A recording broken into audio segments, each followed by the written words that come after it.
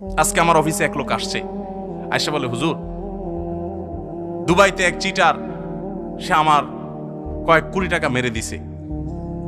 তো আমি তারে খুঁজতে গেছি দুবাইতে, তো সে আমাকে মক্কার মিকাত থেকে ভিডিও কল দিছে, দিয়া তার এহরাম পরা ভিডিও দেখাচ্ছে সে ওমরা করতে গেছে। অর্থাৎ বুঝাইতেছে তুমি আমার দুবাই খুঁজে লাভ নাই, চান্দু আমি মক্কায়।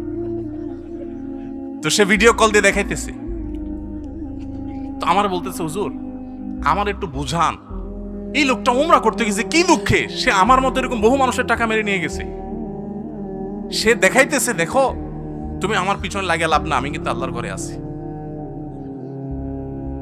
আমাদের চিটারি বাটপারি এই লেভেলে চলে গেছে যে হিতাহিত জ্ঞান পর্যন্ত হারিয়ে গেছে।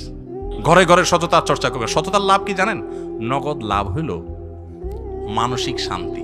যারা চোর এদের মানসিক শান্তি হয় না। ধরেন একজন চুরি করে হাজি সাহেব হয়েছে, এখন সারা জীবন আকাম কুকাম করছে, এখন লাখ লাখ কোটি কোটি টাকার মালিক হয়ে গেছে। এখানে মাহফিল আয়েশা বলল, হুজুর সিফাত হাসান সাহেবের মাদ্রাসার জন্য আমি এত লাখ টাকা দিয়ে দিলাম, জানে মাহফিলের জন্য এত টাকা দিয়ে দিলাম, হুজুর আপনারও একটা হাদিয়া দিয়ে দিলাম।